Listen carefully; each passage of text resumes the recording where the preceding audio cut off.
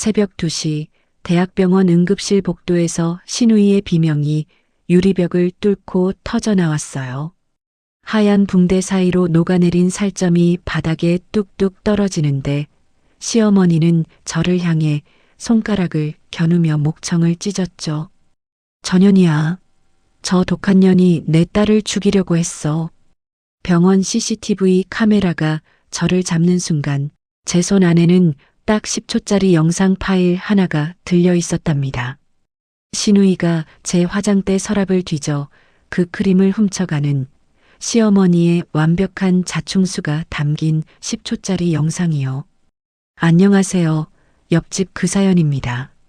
사연 시작 전 구독 버튼을 눌러주시고 댓글로 여러분의 응원과 의견 마음껏 남겨주세요. 오늘은 9시 뉴스 메인 앵커 자리에 오른 며느리를 시기에 수분크림에 양잿물을 탄 시어머니, 그 크림을 몰래 훔쳐 바르다 스스로 얼굴이 무너진 신우이, 그리고 아내를 팔아넘긴 비리 PD 남편에게 생방송 카메라로 되갚아준 한 언론인의 이야기를 들려드리려고 합니다. 그럼 지금부터 시작하겠습니다. 제 이름은 강지원, 32살 KBC 방송국 9시 뉴스 메인 앵커랍니다. 지금이야 이렇게 담담하게 제 이름을 말씀드리지만 불과 반년 전까지만 해도 저는 시댁 식구들 앞에서 제 이름은 잊혀진 듯 존재하지 않았어요. 그 집안에서 제 호칭은 언제나 야 아니면 너였거든요. 남편 박도진을 만난 건 제가 지역 방송국 신입 아나운서로 발령받은 26살 겨울이었어요.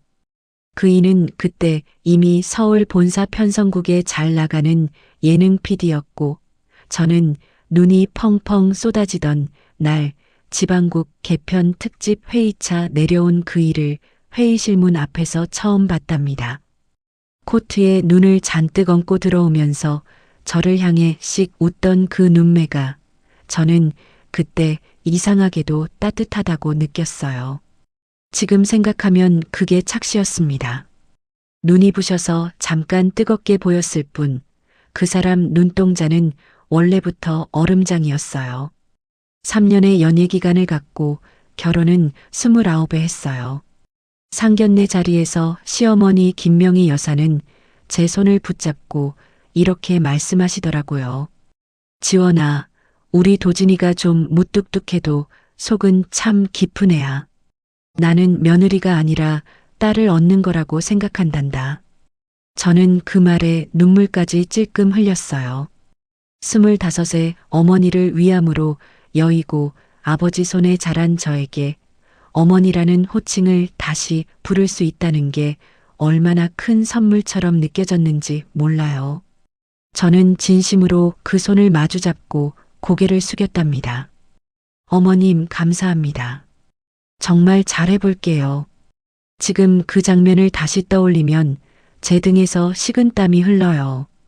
그때 그 손, 반지가 3개나 끼워진 그 손이 얼마나 서늘한 손이었는지 이제야 알겠거든요. 결혼식이 끝나고 신혼여행에서 돌아온 첫 주말, 저는 시댁 문턱을 넘자마자 앞치마를 받았어요.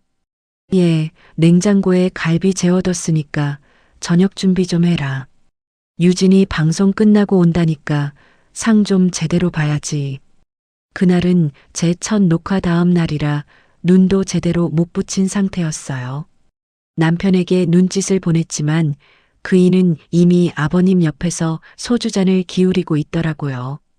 부엌에서 갈비를 굽는 동안 신우이 박유진이 스튜디오 화장을 한 채로 들어왔어요. 저보다 2살 어린 29, 종합편성 채널 새벽 뉴스 앵커였죠. 저를 힐끗 보더니 손에 든 명품 가방을 식탁 위에 툭 던지면서 이러더라고요. 어머 새언니, 앞치마 잘 어울리네요. 우리 집 며느리는 역시 부엌이 딱이야. 시어머니가 그 말에 까르르 웃으셨어요. 저는 집게를 든 채로 한 박자 늦게 따라 웃었답니다. 웃음소리가 갈비 굽는 연기랑 섞여서 목구멍이 매캐하게 타는데도 저는 그저 웃었어요. 그날 저녁 신우이는 제 가방을 뒤적거렸어요. 아무 말도 없이 마치 자기 가방 열 듯 그렇게요. 안에서 립스틱 하나를 꺼내 자기 입술에 바르더니 거울 앞에서 입술을 오므리면서 이러더라고요. 이거 나쁘지 않네. 언니, 나 이거 가질게요. 언니는 방송용 립 따로 있잖아. 저는 그 립스틱이 20살 때 어머니가 병상에서 마지막으로 저에게 주신 립스틱이라는 말을 끝내 하지 못하고 저는 그저 알치마 끈을 꾹 조여맸답니다. 그 뒤로 3년이었어요. 제사가 12번, 시아버지 생신이 3번, 시어머니 생신이 3번, 시누이 생일까지 챙긴 게 3번. 저는 방송국 일과 병행하면서 그 모든 상을 차렸어요. 명절이면 새벽 4시에 시댁 부엌불을 켰고 전복죽을 끓이다가 아침 뉴스 큐시트를 검토하고 갈비를 재우다가 대본 리허설을 돌렸답니다. 한 번은 추석 전날 전을 부치던 제 이마에서 땀방울이 뚝 떨어졌어요. 시어머니가 그걸 보시더니 접시째 쓰레기통에 부어버리셨죠. 예, 어디 음식하는데 더럽게 땀을 흘리고 그러니 불결하게 시리 쯧쯧 처음부터 다시 해라. 저는 새벽 4시부터 오후 2시까지 부엌에 서 있었어요. 스튜디오 조명보다 그 부엌 형광등이 더 뜨겁게 느껴졌답니다. 그 사이 시누이 박유진이 종편 새벽 뉴스 앵커로 데뷔하면서 시댁 분위기는 완전히 그의 중심으로 돌아갔어요. 시어머니는 딸의 방송 시간에 맞춰 거실 TV 앞에 앉으셨고 아가씨가 화면에 나오는 그 이분 남짓을 위해 온 집안이 숨을 죽였답니다. 저는 그 시간에 부엌에서 조용히 설거지를 했어요. 접시에 물이 튀는 소리조차 죄스러운 그런 집이었죠. 그러다 작년 가을 시누이가 유부남 아나운서와 호텔에서 나오는 사진이 인터넷에 뜨면서 그의 세상이 무너졌어요. 종편에서 앵커 자리를 뺏겼고 시누이는 사흘을 안방에 처박혀 울었답니다. 그때 저는 방송 스케줄을 반으로 줄이고 시누이 옆에 앉아 등을 쓸어줬어요. 인터넷에 도는 악성 기사들을 하나하나 캡처해서 법무팀에 넘겨준 것도 저였답니다. 시누이가 눈물범벅이 된 얼굴로 제 손을 잡더라고요. 언니, 나 정말 이대로 끝나는 건 아니지? 아니에요. 아가씨 제가 있잖아요. 제가 도와줄게요. 그 손을 잡던 밤 저는 정말로 우리가 가족이 되었다고 생각했어요. 지금 생각하면 그 손끝의 온기도 다 연기였겠지만요. 그런데 문제는 올해 3월이었어요. 방송국 개편 회의에서 제 이름이 9시 뉴스 메인 앵커 자리에 올랐거든요. 사내 공지가 뜬 그날 오후 저는 떨리는 손으로 시어머니께 먼저 전화를 드렸어요. 그래도 이 소식만큼은 어머님이 제일 먼저 기뻐해 주실 거라고 저는 정말로 그렇게 믿었답니다. 수화기 너머로 몇 초 정적이 흘렀어요. 그리고 시어머니가 아주 낮은 목소리로 물으시더라고요. 뭐라고? 네가 9시 뉴스를 한다고? 네, 어머님. 다음 달 첫 주부터요. 제가 어머님 덕분에 여기까지. 우리 유진이는? 유진이는 그럼 어떻게 되는 거니? 저는 그 순간 갈비 냄새가 밴 그 부엌에서 29살 시누이가 저를 위아래로 훑던 눈빛이 떠올랐어요. 등줄기가 오싹했지만 저는 애써 밝은 목소리로 대답했죠. 아가씨도 곧 좋은 자리로 복귀할 거예요. 제가 국장님께 잘 말씀드릴게요. 전화가 뚝 끊겼어요. 그날 저녁 남편이 술에 잔뜩 취해서 들어왔어요. 소파에 널브러진 그이가 저를 한참 노려보다가 이렇게 뱉더라고요. 지원아, 너 그거 굳이 해야겠니? 그거 유진이 자리잖아, 원래. 저는 손끝이 차가워졌어요. 오빠 유진이가 자기 스캔들로 내려간 거지. 그게 왜 원래 유진이 자리야? 어쭈 앵커 됐다고 목소리 커지네. 우리 엄마가 방송국 대주주인 거 잊었냐? 네 자리 우리 엄마 손가락 하나면 뒤집혀. 나중에 후회하지 말고 알아서 처신 잘해. 다음 날 아침 시어머니가 저희 신혼집 초인종을 눌렀어요. 결혼하고 3년 동안 미리 연락 없이 오신 적은 단 한 번도 없었는데 말이죠. 손에는 백화점 쇼핑백이 들려 있었고 얼굴에는 그 어느 때보다 환한 미소가 걸려 있었답니다. 우리 며느리 9시 앵커 됐다니까 엄마가 축하 선물 사왔지. 이거 요즘 제일 좋다는 수분크림이야. 얼굴에 잘 발라라. 카메라 잘 받게. 크림 뚜껑에는 백화점 리본이 그대로 묶여 있었어요. 저는 그 리본을 만지작거리면서 어색하게 웃었답니다. 어머님, 갑자기 웬일이세요? 이런 거 안 사오셔도 되는데. 얘는 며느리 축하해 주는데 어미가 뭘 못하겠니? 얼른 발라봐라. 오늘부터 매일 발라야 한다. 알겠지? 시어머니가 제 뺨을 손등으로 톡 치셨어요. 그 손끝이 유난히 차가웠던 게 저는 지금도 잊히지 않아요. 시어머니가 놓고 가신 그 크림을 저는 결국 그날 저녁 화장대 서랍 맨 아래 칸에 넣어두었어요. 이유는 저도 몰라요. 그저 뚜껑을 열어 손가락을 담그려던 순간 안에서 올라온 냄새가 이상하게 목구멍을 찔러서요. 백화점 신제품 특유의 은은한 장미향 밑에 뭐라 설명하기 힘든 비린 쇠냄새 같은 게 얇게 깔려 있었답니다. 저는 뚜껑을 다시 딸깍 닫고 서랍 아래 칸으로 밀어 넣었어요. 다음 날부터 시댁 식구들의 태도가 달라졌어요. 시어머니는 하루에 2번씩 전화를 걸어오셨어요. 우리 며느리 크림은 잘 바르고 있지? 화면에서 보니까 얼굴이 훨씬 화사해졌더라. 네, 어머님 잘 바르고 있어요. 저는 거짓말을 했어요. 뚜껑도 열지 않은 그 크림을 매일 바르고 있다고요. 시어머니는 급기야 반찬을 직접 만들어 냉장고에 채워넣기 시작하셨어요. 3년 동안 저를 부엌에 세워두시기만 하셨던 그분이 이번 주에만 벌써 2번을 오셔서 갈치조림이며 잡채를 손수 만드셨죠. 냉장고 문을 열 때마다 랩으로 곱게 쌓인 반찬통이 층층이 쌓여 있는 게 저는 볼수록 소름이 돋더라고요. 어머님, 저 요즘 방송 준비 때문에 집에서 밥도 잘 못 먹는데. 괜찮다 얘. 우리 며느리 힘나게 엄마가 도와줘야지. 대신 저 크림은 꼭 매일 바르고 자야 한다. 알겠지? 전화기 너머 그 목소리 끝이 유난히 그 크림 얘기만 하면 딱 반 톤씩 올라가는 걸 저는 놓치지 않았어요. 방송국 밥을 6년 먹은 귀는 사람 목소리의 미세한 떨림을 구별할 줄 알거든요. 신우이도 하루가 멀다 하고 저희 신혼집에 들락거렸어요. 방송 복귀 준비를 한다면서 자기 원룸이 너무 좁아 대본 연습이 안 된다면서 안방 화장대를 자기 것처럼 차지하고 앉아 있었죠. 신우이가 화장대 앞에 앉아 있는 시간이 하루에 1시간을 넘겼어요. 립스틱을 발라보고 향수를 뿌려보고 서랍을 열었다 닫았다 하면서요.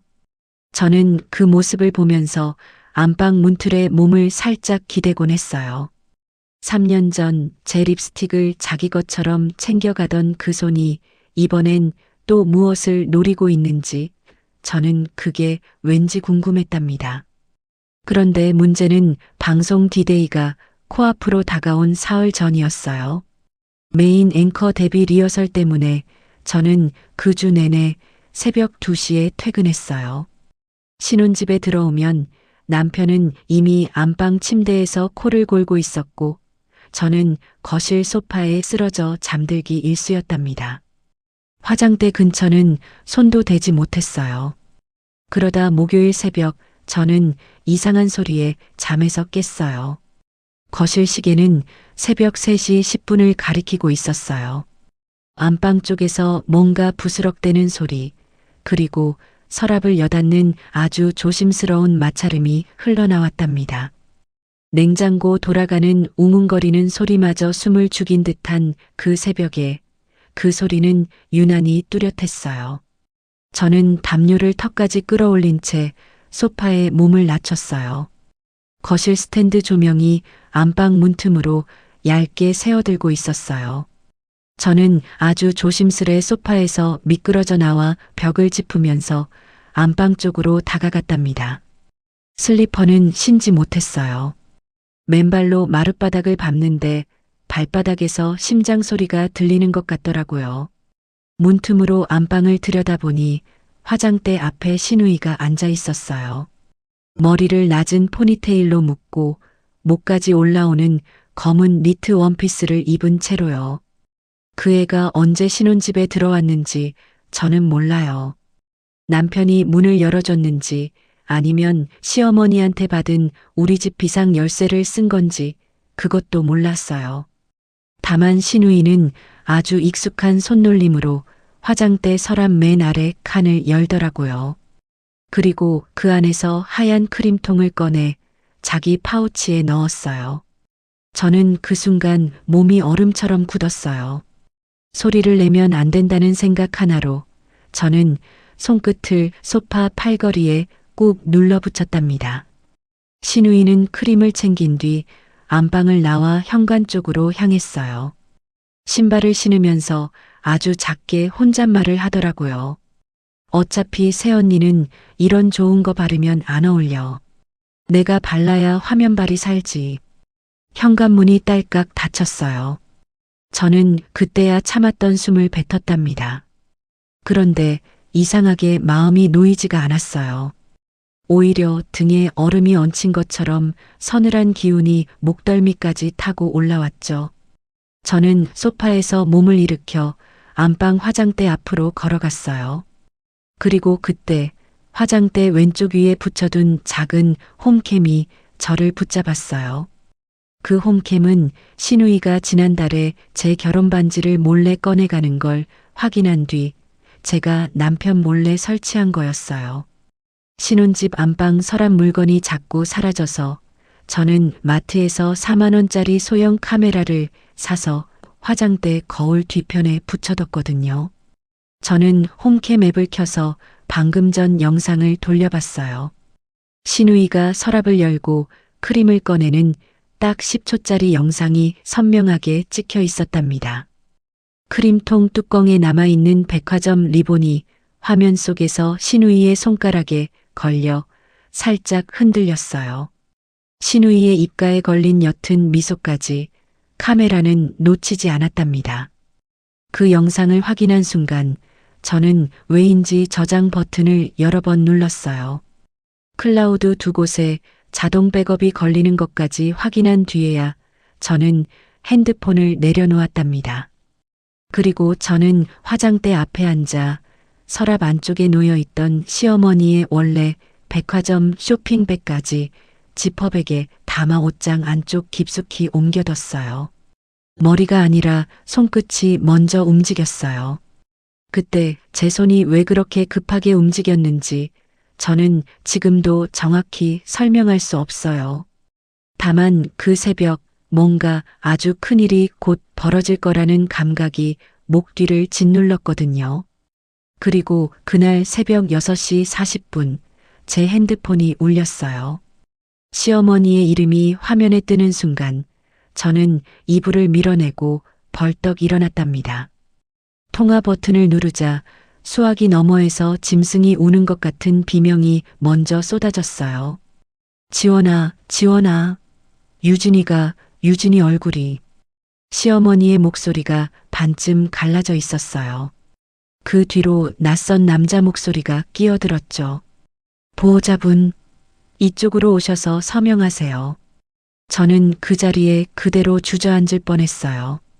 하지만 이상하게도 다리가 저절로 움직였답니다. 저는 잠옷 위에 트렌치 코트만 하나 걸치고 신발도 제대로 못 신은 채 주차장으로 뛰어내려갔어요. 응급실 유리문을 밀고 들어서는 순간 신우이는 이동 침대 위에서 붕대에 얼굴을 반쯤 감긴 채 몸부림치고 있었어요. 붕대 사이로 하얀 살점 같은 게 뚝뚝 흘러내렸고 신우이의 오른쪽 뺨은 이미 사람 살색이 아니었답니다. 시어머니는 침대 옆에서 무릎을 꿇고 앉아 있다가 저를 발견한 순간 벌떡 일어나셨어요. 그리고 저를 향해 손가락을 곧게 뻗으셨죠. 전현이야. 저 독한 년이 내 딸을 죽이려고 크림에 뭘 넣었어. 형사 양반, 전현 당장 잡아가요. 응급실 안 사람들의 시선이 일제히 제게 꽂혔어요. 간호사도 의사도 그리고 시어머니 옆에 서 있던 형사 2명도요. 저는 그 자리에 얼어붙었답니다. 그리고 다음 순간 저는 두 손으로 얼굴을 감쌌답니다. 손바닥 사이로 굵은 눈물 몇 방울이 흘러내리도록 저는 그 자리에 그대로 무너져 앉았어요. 어머님, 그게 무슨 말씀이세요? 저 정말 아무것도 몰라요, 아가씨. 아가씨, 어떡해요? 형사가 저를 부축해서 옆방으로 데려갔어요. 나이가 50대쯤 되어 보이는 여자 형사였는데 제 어깨를 툭툭 두드리면서 조용히 물었어요. 강지원 씨, 크림은 원래 본인 물건이 맞습니까? 네, 시어머님이 사흘 전에 저 앵커 됐다고 축하 선물로 사다 주신 거예요. 그런데 저는 아직 뚜껑도 안 열어봤어요. 진짜예요, 형사님. 저 오늘 새벽까지 방송국에서 리허설 했어요. 회사에 CCTV 다 있어요. 저는 우는 목소리로 알리바이를 하나씩 흘렸어요. 회사 출입 기록, 리허설 참여 명단, 편집실 근무 로그까지요. 여자 형사가 수첩에 그것들을 적어 내려갔답니다. 홈캠 얘기는 하지 않았어요. 아직은요. 그날 오후 저는 강남 성모병원 화장실 칸에 들어가 문을 걸어 잠갔어요. 핸드폰을 켜자마자 저는 숨이 턱 막혔답니다. 포털 실시간 검색어 3위에 제 이름 석자가 걸려 있었거든요. KBC 강지원 앵커, 신우이 얼굴 화상 사건 개입 의혹. 기사가 뜬 지 2시간이 채 되지 않았는데 댓글이 벌써 4,000개가 달려 있었어요. 저 여자 눈빛 보라 사이코패스다. 앵커 자리 뺏기 위해 신우이를 저 지경으로 만들었다. 이런 댓글들이 순식간에 상단으로 올라가 있더라고요. 기사 출처는 3개 다 우리 방송국 인터넷 자회사 자매지였어요. 그리고 상단 고정된 댓글들의 아이디를 눌러보니 대부분 오늘 오전에 만들어진 신규 계정이었답니다. 저는 서태원 선배에게 문자를 보냈답니다. 서태원 선배는 저희 방송국 탐사보도부 15년차 기자예요. 재작년 겨울 선배 딸이 백혈병으로 병상에 누워 있을 때 제가 회사 봉사 동아리를 통해 조혈모세포 기증자 매칭 캠페인을 진두지휘한 적이 있었죠. 그때 선배 딸은 기적적으로 기증자를 만났어요. 선배는 그날 이후 저를 볼 때마다 이 말을 반복하셨어요. 지원아, 너 나한테 목숨 하나 빚받아 둔 거야. 필요할 때 꺼냈어. 저는 그 목숨을 그날 오후 3시 20분에 꺼냈어요. 문자는 짧았답니다. 선배, 지금 저 응급실이에요. 시댁이 저 앵커 자리에서 밀어내려고 함정 팠어요. 홈캠 영상 있어요. 좀 만나주실 수 있어요? 답장은 2분 만에 왔어요. 광화문 그 카페, 저녁 9시. 뒷문으로 들어와. 저는 화장실 문을 열고 나오면서 눈가를 다시 한번 훔쳤어요. 응급실 복도에 서 있던 시어머니가 저를 보고는 아까와는 다른 낮은 목소리로 이렇게 던지시더라고요. 예, 너는 이 사달이 났는데도 잘도 화장실을 가는구나. 어머님, 죄송해요. 속이 너무 뒤집혀서요. 저는 고개를 푹 숙였어요. 어깨를 좁게 오므리고 두 손을 아랫배 위에 얌전히 포갠 채로요. 시어머니의 시선이 제 정수리를 훑고 지나가는 걸 느꼈답니다. 그분은 제가 무너졌다고 판단하신 것 같았어요. 그래야만 하는 그림이었으니까요. 그날 저녁 신혼집에 돌아오니 남편이 안방에 앉아 있었어요. 넥타이를 반쯤 풀어 헤친 채로 위스키 잔을 들고 저를 기다리고 있더라고요. 지원아, 너 지금 상황이 어떤지 알지? 오빠, 나 진짜 아니야. 나 크림에 손도 안 댔어. 믿어. 나는 믿어. 그런데 이거 우리 엄마 뜻이야. 유진이 얼굴이 저 지경이 됐는데 누구 하나는 옷 벗어야지. 네가 조용히 앵커 자리 내려놓고 지방으로 좀 내려가 있어. 이혼 서류에는 도장 안 찍어도 돼. 별거만 하자. 몇 년만. 저는 그 말에 잠시 숨을 고른 뒤 고개를 끄덕였어요. 오빠, 나 너무 무서워. 오빠가 시키는 대로 할게. 대신 나 조금만 시간 줘. 마음 정리할 시간. 남편이 픽 웃었어요. 위스키 잔에 얼음을 하나 더 넣으면서요. 그 순간 저는 이 사람이 처음부터 이 시나리오 안에 함께 있었다는 걸 확신했답니다. 시어머니와 짜고 아내를 앵커 자리에서 조용히 잘라내는 그림을요. 저는 안방 화장실로 들어가 문을 잠갔어요. 그리고 아까 낮에 제가 몰래 켜뒀던 녹음 앱을 확인했답니다. 남편의 목소리가 아주 선명하게 저장돼 있었어요. 저는 그것도 클라우드에 백업했어요. 다음 날 아침 저는 시댁 가사도우미 김 여사님께 전화를 걸었어요. 김 여사님은 시댁에서 12년째 일하시는 50대 후반 아주머니였죠. 시어머니에게 늘 함부로 대접받으면서도 딸 대학 등록금 때문에 참고 견디시는 분이었어요. 저는 명절마다 그분께 조용히 봉투를 챙겨드리곤 했답니다. 여사님, 저 지원이에요. 잠깐만 밖에서 뵐 수 있을까요? 카페에서 마주 앉은 김 여사님은 저를 보자마자 눈물부터 흘리셨어요. 지원 씨, 나 그날 사모님한테서 그 전화 받았어요. 양잿물 세제 쪽에서 진한 걸로 구해서 조용히 갖다 놓으라고. 나는 진짜 몰랐어요. 그게 어디에 쓸 건지. 여사님, 그 전화 혹시 녹음돼 있어요. 나 사모님한테 지시받을 때마다 나중에 뒤집어 쓸까봐 항상 녹음해요. 김 여사님이 낡은 폴더폰을 꺼내 제 앞에 놓으셨어요. 저는 그 음성 파일을 제 핸드폰으로 옮겨받았답니다. 그리고 여사님 손을 꼭 잡아드렸어요. 여사님, 곧 진실이 밝혀질 거예요. 그때까지만 지금 자리 지켜주세요. 김 여사님이 고개를 끄덕이셨어요. 그날 밤 9시 저는 광화문 카페 뒷문으로 들어갔어요. 서태원 선배가 창가 자리에서 저를 기다리고 있었답니다. 저는 아무 말 없이 홈캠 영상과 남편 녹음, 그리고 김 여사님의 음성 파일을 선배 노트북에 옮겼어요. 10분 동안 영상과 음성을 다 확인한 선배가 안경을 벗어 테이블에 내려놓았어요. 지원아, 이거 그냥 살인 미수 사건이 아니야. 이건 방송국 대주주가 자기 며느리를 앵커 자리에서 쳐내려고 얼굴에 독을 바른 사건이야. 이 사건 뒤에 뭐가 더 있는지 내가 파볼게. 그 집안 돈줄부터 뜯어보자. 선배, 저는 그때까지 아무것도 모르는 며느리로 연기할게요. 시댁 안으로 다시 들어갈 거예요. 그리고 시어머니랑 남편 사이에 판을 좀 흔들어 볼 거예요. 어떻게? 시어머니가 남편 몰래 비자금을 자기 명의로 빼돌린 정황이 있어요. 남편이 그걸 눈치채면 알아서 서로 물어뜯을 거예요. 저는 그 사이에 서서 부채질만 하면 돼요. 선배가 저를 한참 바라보다가 짧게 고개를 끄덕이셨어요.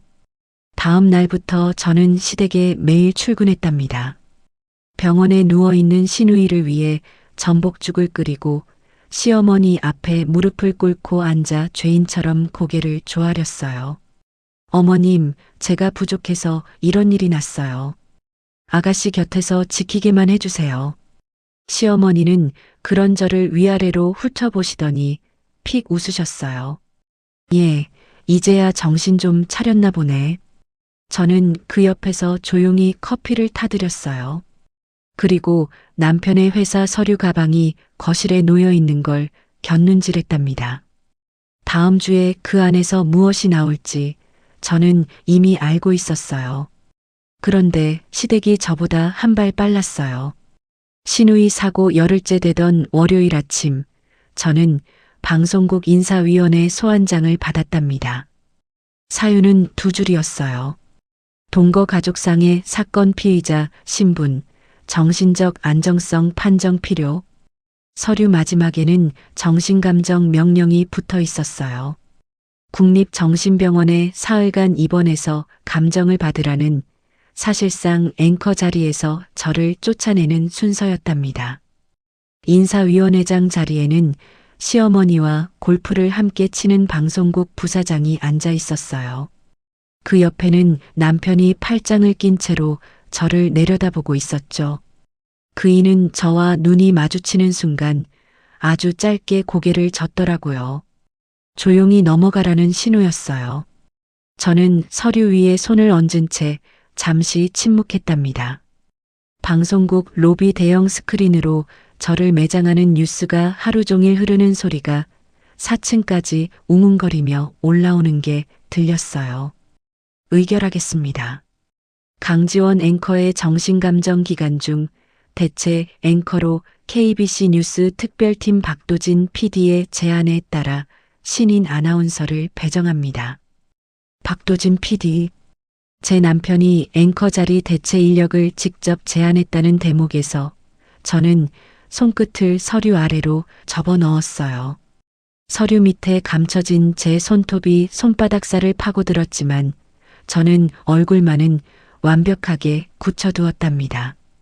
네, 알겠습니다. 방송국의 결정에 따르겠습니다.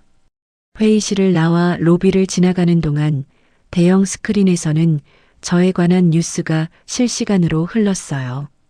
충격, 앵커의 두 얼굴, 출세 위에 시누이 얼굴에 독을 발랐나?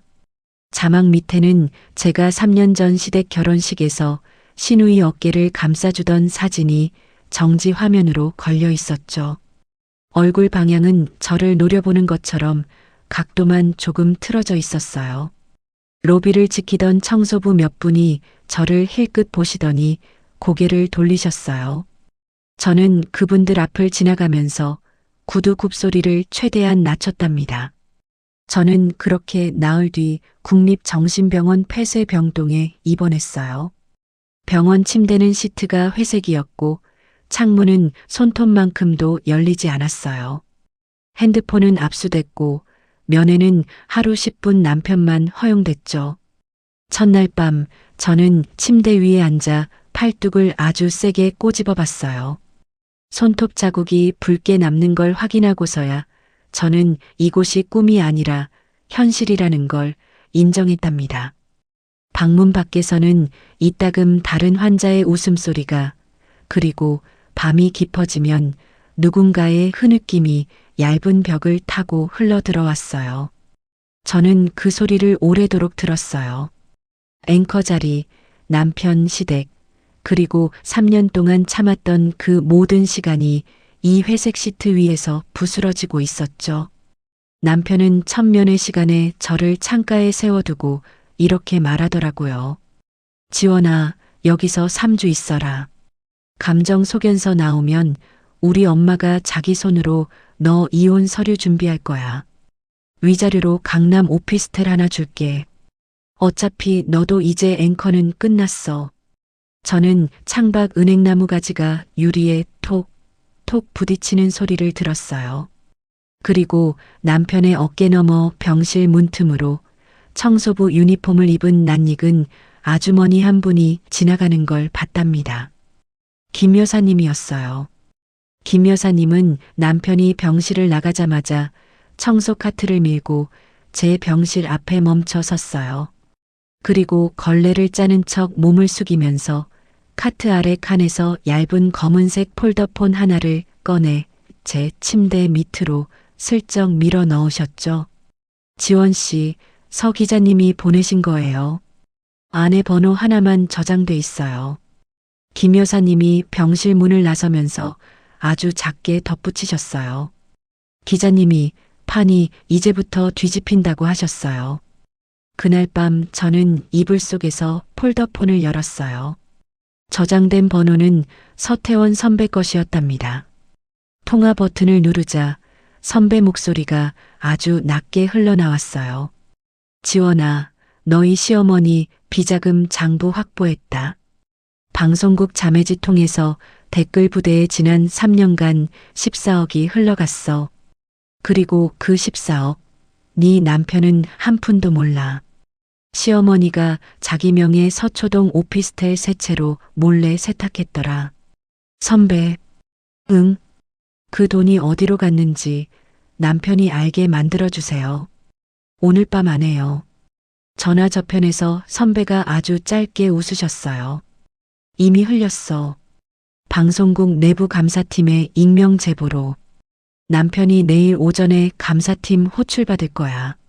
자기 이름으로 처리된 회계 자료가 시어머니 명의로 넘어간 흔적을 정면으로 보게 될 거다. 저는 폴더폰을 이불 안쪽에 감추고 눈을 감았어요. 그날 밤 저는 처음으로 깊게 잠들었답니다. 다음 날 오후 남편이 다시 면회를 왔어요.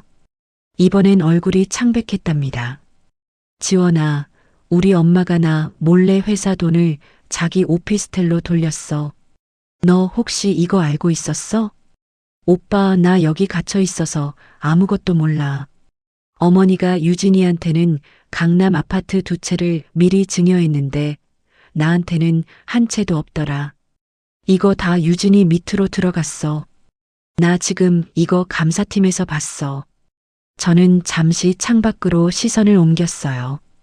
그리고 아주 조심스러운 목소리로 아무것도 모르는 며느리 표정을 완벽하게 유지한 채 말했답니다. 오빠, 유진이는 어차피 어머님한테 딸이잖아. 오빠는 처음부터 밀렸던 거야. 이번 크림 사건도 결국 유진이 살리려고 나 잘라내는 거였고, 오빠는 그냥 도구였어. 남편의 눈동자가 흔들렸어요. 위스키 잔을 얼음까지 씹어 삼키던 그 오만한 눈이 그 순간만은 회색으로 젖어 있더라고요.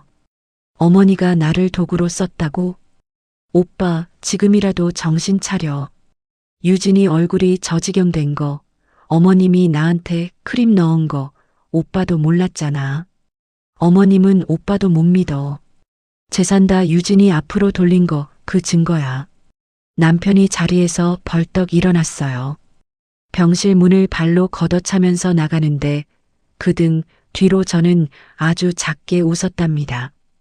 그날 밤 시댁에서는 아주 큰 소리가 났대요. 김 여사님이 다음날 청소하러 오시면서 저에게 전해주셨거든요. 지원 씨, 어제 도련님이 어머님 뺨을 후려쳤어요. 어머님이 뒷목 잡고 쓰러지시고 아버님이 오빠 목덜미를 붙잡고 소리 지르시고 병원에 있는 유진 아가씨한테서도 전화가 와서 죽는다 산다 난리였어요. 그 집 지금 완전 아수라장이에요. 저는 회색 시트를 손끝으로 매만지면서 조용히 되물었어요. 여사님, 감사팀의 그 서류, 원본은 지금 어디 있어요?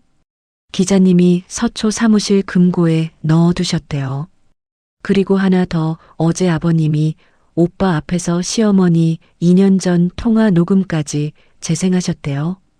유진이가 손윗동서 자리 뺏겨서 못 견디니 며느리 얼굴을 뭉개서라도 밀어내야 한다는 그 통화요.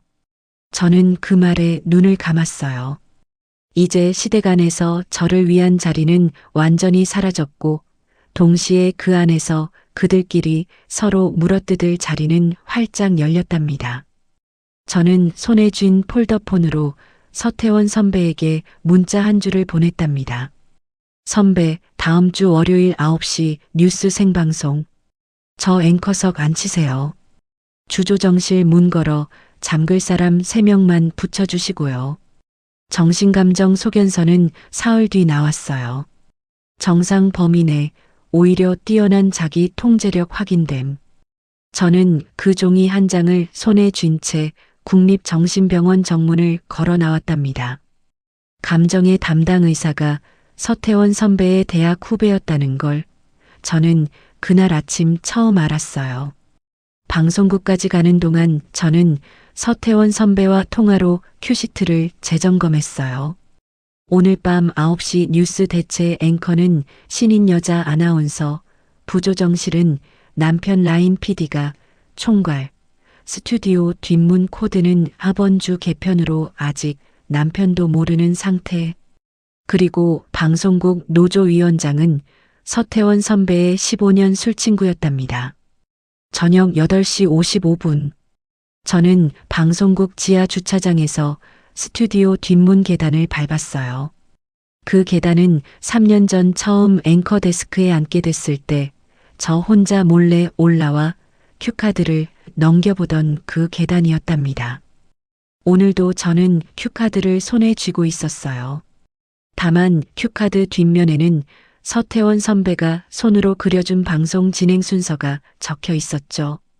헤드라인 1분, 첫 리포트 대신 홈캠 영상 10초, 시어머니 음성 45초, 비자금 도표 90초, 그리고 마지막에 제 얼굴 클로즈업. 8시 57분. 스튜디오 문을 열자 대체 아나운서가 데스크 앞 화장을 고치고 있었어요. 저를 본 순간 그의 얼굴이 새하얗게 굳더라고요. 선배, 어떡해. 미안해. 오늘 이 자리는 내가 앉아야 해. 나가서 커피 한잔하고 와. 노조위원장 선배와 다른 두 스텝이 조용히 그 애를 문 밖으로 안내했어요. 그리고 부조정실에서 헐레벌떡 뛰어들어온 남편 라인 PD 앞에서 스텝들이 스튜디오 정문 손잡이에 두꺼운 쇠사슬을 감았답니다. 자물쇠가 딸깍 잠기는 소리가 스튜디오 안까지 선명하게 울렸어요. 주조정실 문에도 같은 순간 서태원 선배가 직접 자물쇠를 채웠어요. KBC 9시 뉴스 10초 전 5, 4, 3, 2, 1 카메라에 빨간불이 들어오는 순간 저는 데스크 위에 두 손을 얹었어요. 그리고 3년 만에 그 어떤 떨림도 없이 정면을 응시했답니다. 안녕하세요. KBC 9시 뉴스 강지원입니다. 오늘 저는 예정된 뉴스 대신 지난 열흘 동안 저와 저희 시댁에서 벌어진 사건의 진실을 시청자 여러분께 직접 보고드리겠습니다. 부조정실 유리 너머로 남편 라인 PD가 자리에서 벌떡 일어나는 게 보였어요. 그의 손이 인터컴 버튼을 미친 듯이 누르는데도 제 이어폰에서는 아무 소리도 들려오지 않았어요. 서태원 선배가 이미 회선을 분리해 두었거든요. 첫 번째 화면 나갑니다. 배경 스크린에 10초짜리 홈캠 영상이 재생됐어요. 신우이가 화장대 앞에 앉아 하얀 크림통을 파우치에 챙기는 장면. 그 크림통 뚜껑에 백화점 리본까지 5천만 시청자의 눈앞에 그대로 걸렸답니다. 이 영상은 지난 20일 새벽 3시 10분 제 신혼집 안방에 설치된 소형 카메라에 담긴 영상입니다. 화면 속 인물은 KBC 대주주 김명희 여사의 딸이자 전 종편 아나운서 박유진 씨입니다. 그가 훔쳐간 크림은 사흘 전 김명희 여사가 저에게 앵커 승진 축하 선물로 건넨 물건이었습니다. 두 번째 화면으로 음성 파형이 떴어요. 재생 버튼과 함께 시어머니의 목소리가 스튜디오 스피커를 통해 흘러나왔답니다. 세제 코너 가서 제일 진한 걸로 사와. 그거 크림에 섞을 거니까 다른 사람 손에 들키면 안 된다. 알겠지? 우리 유진이가 그 자리로 다시 올라가야 돼. 스튜디오 안이 아주 짧게 정적으로 채워졌어요. 그리고 다음 순간 부조정실 유리 너머에서 남편 라인 PD가 두 손으로 얼굴을 감싸며 자리에 주저앉는 게 보였답니다. 바로 그때 서태원 선배가 인이어로 아주 짧게 알려왔어요. 지원아, 시청률 지금 27%.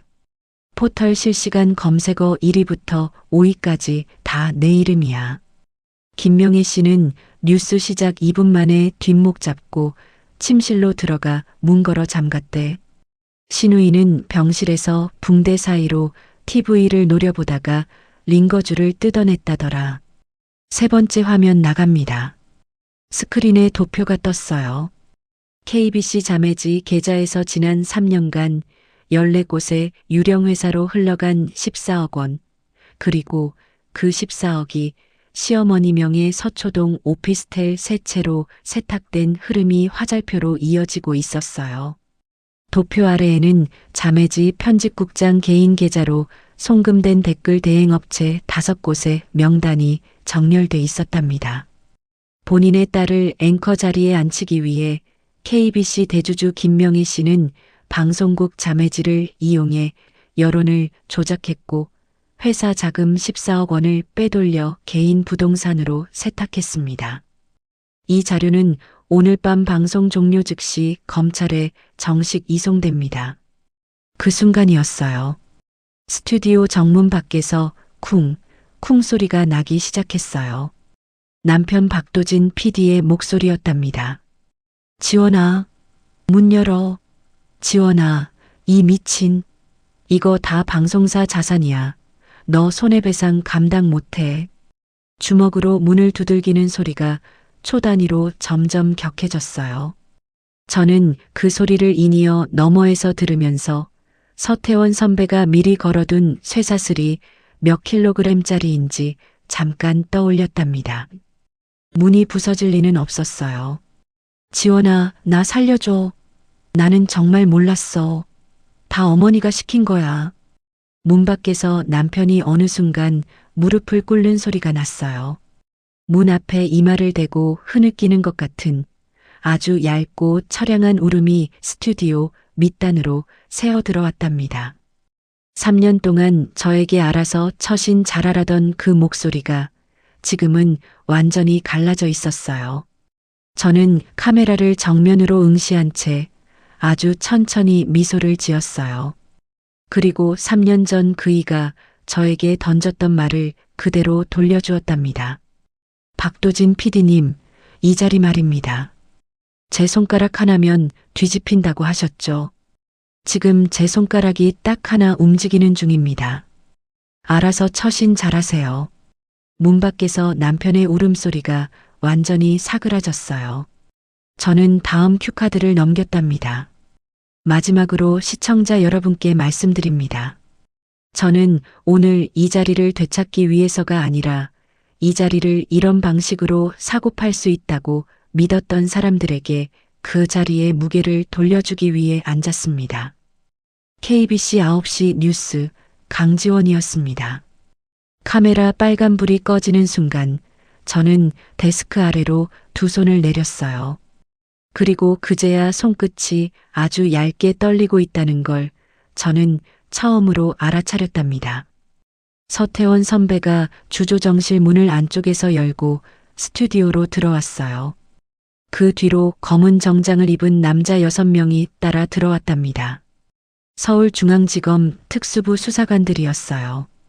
방송 시작 20분 전에 서태원 선배가 직접 검찰에 자료 원본을 넘긴 뒤 함께 대기하고 있던 사람들이었죠. 수사관 한 명이 저에게 물었어요. 강지원 앵커님, 이 이후 절차는 저희가 진행하겠습니다. 김명희 씨 자택으로 지금 바로 출동합니다. 저는 고개를 끄덕였어요. 그리고 스튜디오 정문 쪽으로 걸어갔답니다. 쇠사슬이 풀리고 문이 열리는 순간 남편 박도진은 문 앞 바닥에 반쯤 무너진 자세로 앉아 있었어요. 넥타이는 목에서 반쯤 흘러내려 있었고 셔츠 겨드랑이는 땀으로 검게 젖어 있었답니다. 저를 올려다보는 그이의 두 눈에는 3년 전 눈 오는 회의실 문 앞에서 씩 웃던 그 온기가 이제는 흔적조차 남아있지 않더라고요. 지원아, 저리 비켜주세요. 박 PD님. 저 지금 지나가야 합니다. 저는 그이의 무릎을 넘어 스튜디오 밖으로 걸어 나왔어요. 복도 끝에는 이미 회사 직원들이 두 줄로 늘어서 저에게 박수를 보내고 있었답니다. 노조위원장 선배가 제 두 손을 꼭 잡아주시더라고요. 같은 시각 청담동 시댁 앞에서는 시어머니가 잠옷 위에 트렌치 코트만 걸친 채 특수부 수사관들에게 두 손목을 채이고 있었어요. 3년 전 제가 잠옷 위에 트렌치 코트만 걸치고 응급실로 달려갔던 그날 새벽처럼요. 다만 오늘 밤은 그분이 카메라 앞에서 얼굴을 감춰야 할 차례였답니다. 그날 이후 6달이 흘렀어요. 서울중앙지법 형사대법정 1호. 시어머니 김명애 씨의 첫 선고 공판이 열리던 날, 저는 방청석 맨 앞줄에 앉아 있었답니다. 검찰이 청구한 죄목은 5개였어요. 특정경제범죄가중처벌법상 횡령, 업무상 배임, 살인 미수, 여론조작, 그리고 무고.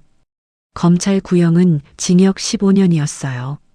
판사가 판결문을 읽어 내려가는 동안 시어머니는 피고인석에 앉아 두 손으로 얼굴을 반쯤 가리고 있었답니다. 그분의 손목에는 3년 전 상견례 자리에서 저를 붙잡던 그 반지가 이제 3개 다 사라지고 대신 수갑 자국만 붉게 남아 있었어요. 피고인 김명희를 징역 12년에 처한다. 방송국 대주주로서의 공적 지위를 자녀에게 사적으로 세습시키기 위해 며느리의 생명을 위협하고 회사 자금을 유용한 혐의가 인정된다. 피해 회복의 진정성이 확인되지 않았다. 판사의 목소리가 법정 천장에 낮게 부딪혔어요. 시어머니는 그 자리에 그대로 무릎이 꺾이셨답니다. 방청석에서 누군가가 짧게 흐느끼는 소리가 났는데 저는 나중에야 그게 신우이 박유진이었다는 걸 알았어요. 같은 날 오후 남편 박도진의 공판도 이어졌어요. 그이의 죄목은 방조, 회계조작, 그리고 무고 방조였답니다. 판결은 징역 8년이었어요. 남편은 법정을 나가면서 시어머니 쪽으로 한 번, 저쪽으로 한 번 시선을 던졌지만 저는 그이의 두 눈을 정면으로 응시하지 않았어요. 이제 저에게 그 사람의 얼굴은 뉴스 화면의 한 컷 정도의 무게밖에 되지 않았거든요. 신우이 박유진은 살인 미수방조 혐의로 기소됐지만 얼굴 화상 후유증에 따른 자해 우울증 진단으로 집행유예 3년을 받았답니다. 얼굴을 되찾을 수 없는 삶 자체가 형벌이었죠. 신우이는 그 후 강원도 어느 산골 요양원에 들어가 대인 접촉을 완전히 끊었어요. 김 여사님이 나중에 저에게 조용히 알려주셨는데 신우이는 요양원에서 창문 커튼을 늘 반쯤 내려두고 거울이 있는 방에는 들어가지 않으신다고 하더라고요.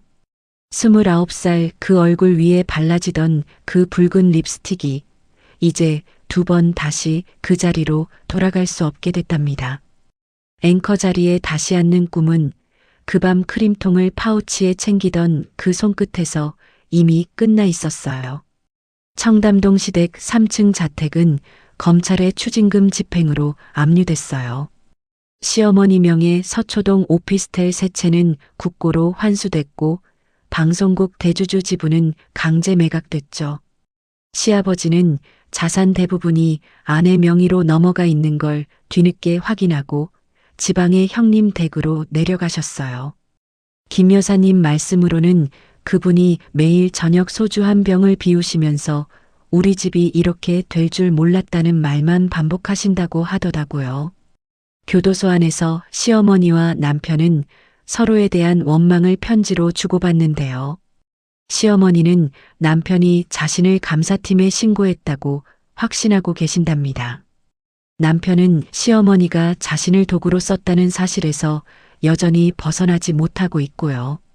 두 사람은 같은 사건으로 같은 담벼락 안에 갇혔지만 한 번도 서로에게 면회 신청을 하지 않았어요. 신우이 역시 한 번도 두 분의 면회를 가지 않았답니다. 명절이면 시댁 마당에 12명이 모여 갈비를 굽던 그 집이 이제는 세 사람이 세 방향에서 서로를 등지고 앉아 있는 그림이 되었죠. 방송이 나가고 한 달 뒤 저를 매장하려던 KBC 자매지 편집국장도 뇌물수수 혐의로 구속됐어요. 방송국 부사장은 감사 결과 자진 사퇴 형식으로 물러났고요. 제가 서 있던 그 데스크 뒤편에 그 낡은 권력 구도가 그의 여름 통째로 뜯겨나갔답니다. 저는 방송 복귀 첫날 앵커 데스크에 앉기 전 김 여사님께 큰 꽃다발을 보내드렸어요. 그리고 다음 달부터 그분의 딸 대학 등록금을 사비로 부담해드리기로 했답니다. 김 여사님의 따님은 지난달 서울대 사회복지학과에 합격했어요. 명절마다 조용히 봉투를 챙겨드리던 그 손끝이 결국 제 인생을 구했다는 걸 저는 매일같이 되새기고 있어요. 복귀 첫 방송 오프닝에서 저는 아주 짧게 시청자 여러분께 인사를 드렸어요. 시청자 여러분, 오래 기다리셨습니다. 강지원 다시 자리로 돌아왔습니다. 그 한 문장을 마치고 헤드라인으로 넘어가는데 부조정실 유리 너머로 서태원 선배가 아주 짧게 엄지를 세워주시더라고요. 저는 그 손짓을 보고 카메라 앞에서 처음으로 아주 얇은 미소를 지었답니다. 서태원 선배와 저는 그의 가을 KBC 간판 탐사보도 프로그램을 새로 오픈했답니다. 프로그램 이름은 진실의 무게였어요. 첫 회 시청률은 18%, 세 번째 회는 24%를 찍었죠. 저는 선배와 나란히 데스크에 앉아 매주 화요일 밤 10시 대한민국 곳곳에 숨겨진 부패와 폭력의 이야기를 하나씩 세상 밖으로 꺼내고 있답니다. 선배는 방송이 끝나고 편집실을 나설 때마다 저에게 커피 한 잔을 손에 쥐어주세요. 그리고 이 말을 반복하시죠. 지원아, 오늘도 한 명 살렸다. 저는 그 커피 잔의 온기를 손끝으로 만지면서 조용히 웃습니다. 지금은 그 온기가 진짜라는 걸 저는 알거든요. 3년 만에 처음으로 저는 저녁 9시 뉴스를 끝내고 걸어 나오는 그 복도가 무섭지 않답니다. 친정아버지는 지난달 저와 함께 어머니 산소에 다녀오셨어요. 산소 앞에 국화 한 다발을 놓으면서 아버지가 저에게 이렇게 말씀하시더라고요. 지원아, 내 엄마가 하늘에서 널 지켜본 게 아니라 내 엄마가 널 앞에서 끌어준 거야. 내가 그 크림을 그날 저녁 바로 안 바른 것도, 홈캠을 미리 달아둔 것도, 김 여사님한테 명절 봉투를 챙겨준 것도 다 내가 한 일이지만 다 내 엄마가 널 통해서 한 일이기도 하다. 저는 그날 어머니 산소 앞에서 처음으로 소리내어 울었어요. 3년 동안 참았던 그 눈물이 그제서야 겨우 제 몫으로 흘러내렸답니다. 산 아래에서 아버지가 저를 조용히 안아주셨어요. 아버지 어깨에서는 어렸을 때부터 맡던 그 담배 냄새와 어머니가 담가주시던 김장 배추 냄새가 아주 얇게 섞여 있었답니다. 저는 그 냄새가 그리워 아버지 어깨에 얼굴을 오래도록 묻었어요. 돌이켜보면 이런 생각이 들어요.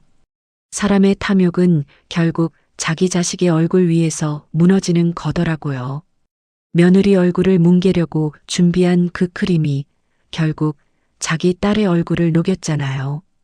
남을 밀어내려고 뒤에서 얹은 손이 결국 자기 목덜미를 잡아채는 손이 되고요.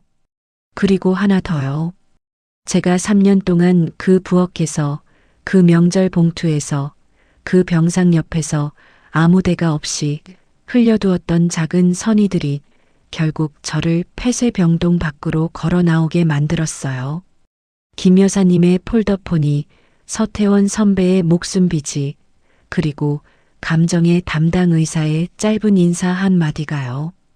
탐욕은 언젠가 자기 얼굴 위에서 파멸을 만나고 대가 없는 선의는 언젠가 제 발로 저를 찾아와요. 그러니 여러분, 지금 지치고 억울한 자리에서 참고 계시다면 조금만 더 견뎌보세요. 그 시간이 지나면 여러분의 이름 석자가 어느 스튜디오 데스크 위에 아주 단단한 얼굴로 다시 앉게 될 거예요. 저의 속 시원한 이야기를 끝까지 들어주셔서 진심으로 감사합니다. 오늘의 사연이 재밌으셨다면 구독과 좋아요, 알림 설정까지 부탁드려요. 더 알찬 사연으로 찾아뵙겠습니다. 지금 어디에서 듣고 계세요? 여기는 서울입니다. 지금까지 옆집 그 사연이었습니다. 시청자 여러분, 오늘도 행복하세요. 감사합니다.